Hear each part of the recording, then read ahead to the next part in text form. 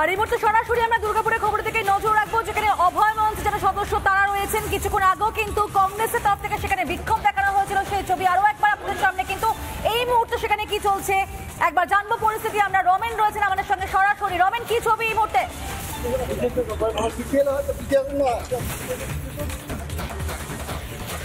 দেখো, অভয় মঞ্চের প্রতিনিধিরা এই মুহূর্তে দুর্গাপুরে যে বেসরকারি হাসপাতালে ডাক্তারি পড়ুয়ার ধর্ষণের ঘটনা ঘটেছে, যেখানে ভর্তি আছে হাসপাতালে এসছে অভয় মঞ্চের প্রতিনিধিরা। আমি একটু কথা বলার চেষ্টা করব যে করার পর আবার ডাক্তারি পড়ুয়ার উপরে কি বলবেন? এরকম কেবলমাত্র আরজিকরের পরে 9 আগস্ট 2024-এর আরজিকর আর 10 অক্টোবরে দুর্গাপুর, এর মাঝখানের সময়টাও আমাদের রাজ্যে নারীর ধর্ষণ হয়নি বা নারীদের উপর নির্যাতন করা হয়নি এরকম নয়। আমরা মানে আমাদের রাজ্য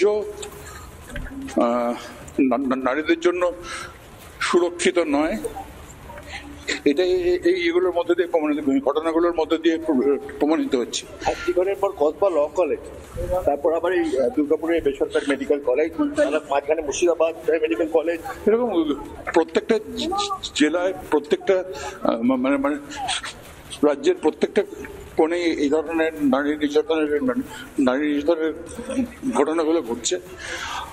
আমরা আজকে জয়েন্ট প্ল্যাটফর্ম ডক্টরস এবং অভয়া মঞ্চের পক্ষ থেকে এসেছি। অভয়া মঞ্চ আমরা আগের বছরের অক্টোবর মাসে তৈরি করেছিলাম অভয়া এবং অভয়াদের বিচারের জন্য। আজকে দুর্গাপুরের অভয়ার পাশে দাঁড়ানোর জন্য আমরা কলকাতা থেকে এসেছি।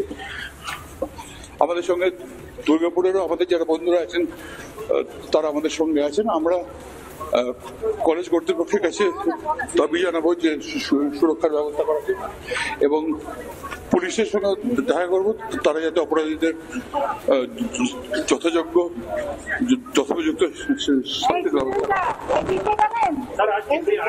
শুনলেন অভয় মঞ্চের যিনি প্রতিনিধি যারা এসছেন তারা আমাদের সঙ্গে যেটা বললেন যে আরজিকরের ঘটনার পরও নারী নির্যাতনের যে ঘটনা পশ্চিমবঙ্গে সেটা কিন্তু কমেনি। আমি আরেকবার কথা বলার চেষ্টা করবো, এখানে যারা আছেন এখানে কথা বলার চেষ্টা করবো।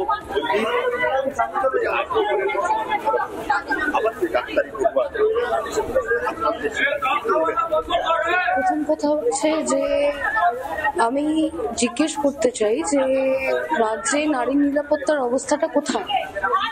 প্রথমে আরজিকর, তার আগেও কিন্তু কামদুনি হয়েছে, তারপরে হাঁসকারি হয়েছে, পার্ক স্ট্রিট হয়েছে। এবার সেই জায়গাটায় দাঁড়িয়ে নারীর নিরাপত্তা কোথায়?